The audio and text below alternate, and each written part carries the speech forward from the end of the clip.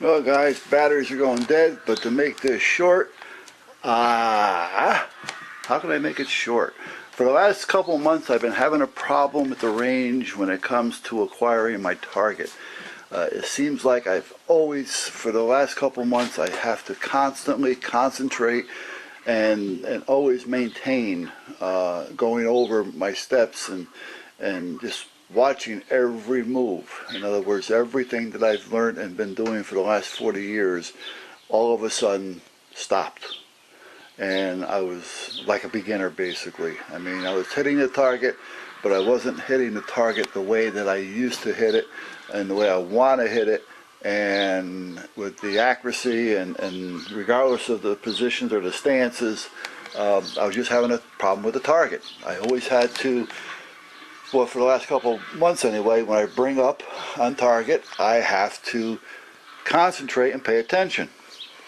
Where, as anybody that's done a lot of shooting, you know, when you come up on your target, it's usually right there for you. You know, it becomes second nature to you. Well, I lost my second nature, basically. So I stayed late one night after doing a class, and after everybody left, I stayed late and started going through the whole thing myself and looking at myself as a beginner and started myself from the beginning to see what is it that I'm not doing or what is it that I am doing, to try to understand why I am not hitting the target like I used to. Now I'm hitting the target, I'm hitting the paper, I'm hitting the zones that would stop a threat. However, I'm not hitting it the way that I'd like to. Now, I am not a bullseye shooter. I am not looking to put all my rounds into a spot the size of a quarter, you know, at 200 yards. I'm not looking for that. What I shoot, I look for, I try to do something, well, the size of the palm of my hand or about the size of this, which is about a 4-inch circle. And that's what I look for.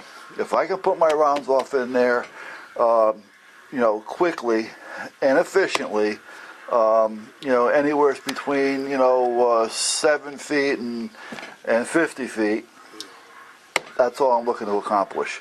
And if I can do that with my AR at 200 yards, that's all I'm looking to accomplish. I'm not looking to put rounds through a hole over and over and over again. All right. And that's the way I always was. And I never had a problem.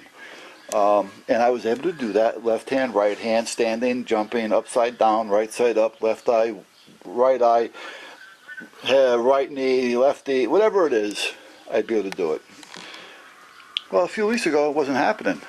Now, I was able to hit something, we'll say, within that range, but that's a far cry from what I've been doing for the last 40 years. All right, now it's still good, but no, and also I was able to just pick up or draw and do that without even thinking about it. Now, I had to think about it to hit that. So there was definitely a problem here. So what the hell is the problem? So I stayed late. The class, everybody was done, everybody left. I said, I'm going to stay late. I'm going to check into this.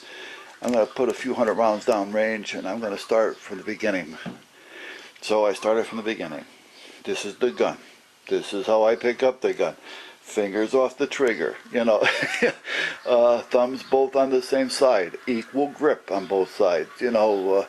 Yeah, you know, a good firm grip. You know, having the web up in the tang, having the beaver tail, you know, going through the whole thing. You know, to cover all the bases. And I even went down to the point to where I said, I am going to do my dominant eye. I'm going to do everything that I go through with a beginner student to myself. I've been left eye dominant all my life. As of a few weeks, or a few months ago, 6 to 8 weeks ago, somewhere in that neighborhood, when I started having these problems, guess what happened? I am a right eye dominant shooter. I was left eye, again, all my life. Always have been, always checked out to be, and that's the way it's always been. As of 2 months ago or so, I am now a right eye dominant person.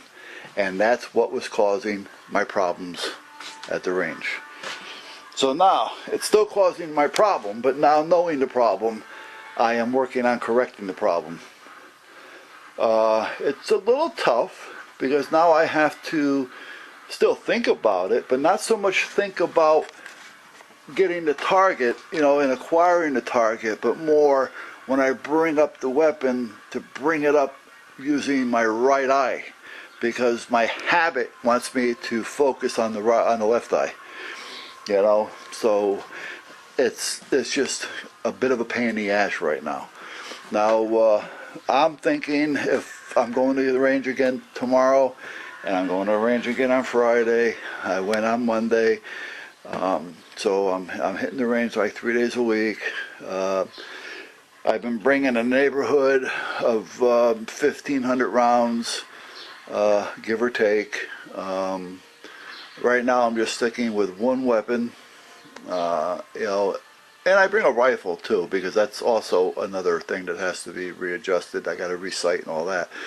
So what I'm doing is I'm bringing one handgun, and I am bringing 2 rifles, and I'm bringing approximately 1,000 to 1,500 rounds for each, and that's what I'm doing almost every other day at this point. And there is a difference, and I'm noticing it. It's coming back, it's happening, but what a pain in the ass, and who would have ever thought it? I never would have thought the dominant eye would change. So, but anyway, Storm Watch, that's about that. So now I'm getting ready, because I volunteered some time to the Coast Guard Auxiliary. There's a festival coming up in town. I believe it's next weekend, and they're going to have a tent and talk about boater safety and how to acquire a license. You need a license in Connecticut in order to operate a boat, anything that has a motor. So at that point, and you have to take it's a one-day course in order to get your license. So at that point, I am donating some time, and that's a heaving line.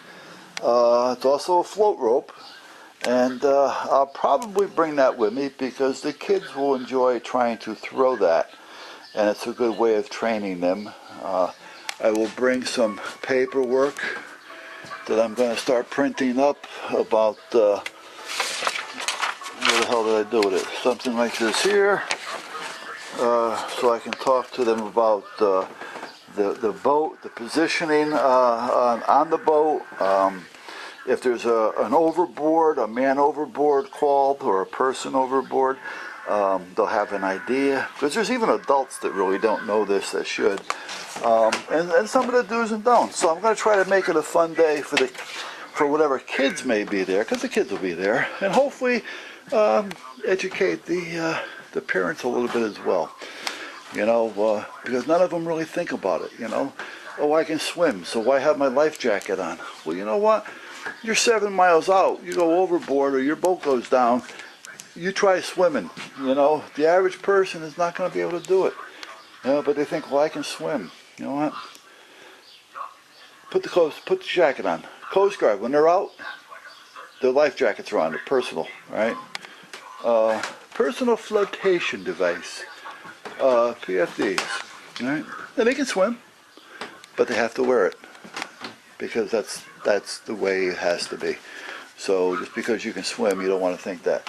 And also when you're on the dock working on your boat, right? When I'm walking around my boat and I'm on it and I'm washing it, even though I'm tied to the dock, well, I'm only tied to one side. Now, what happens if I slip and fall, bump my head, and get knocked unconscious and fall overboard? I better have my PFD on, so at least it'll keep me up. Right? Otherwise, I'm going in, especially if nobody's seen me. So these are things you got to think about, and that's one of the reasons why these boater safety things come in handy. So I am going to bring the throw line, and I also got the ring that I'll bring. I'll talk about tethering, because if you got your PFDs on, there's usually a little spot that you can tether to, and it's a good idea if you go overboard, or if you're, for a reason, if you have to abandon ship, or if you have to jump overboard to get somebody else, hopefully there's a couple of life jackets nearby, so that when you go over, they can either be tossed to you or you can go over with them, and with a piece of line, so that once you get them on, you can tether yourselves together until you are recovered or pulled out of the water. So especially though if you have to abandon ship, or if the ship's going down and you're out there with a group of people, tether yourselves together. All right, because one is, as the water starts getting cold and you're out there later and later and later, you can pull yourselves together to help keep warmth. The other is, if the seas are a little tough, you're not going to get separated. All right, so tethering yourselves together with maybe 6 feet of line between each one is not a bad idea, and it's not going to get interfered with you when you're trying to swim or maneuver. But I'll go through some of that, and we'll take it one step at a time. But see what we got to do. Catch you later, guys.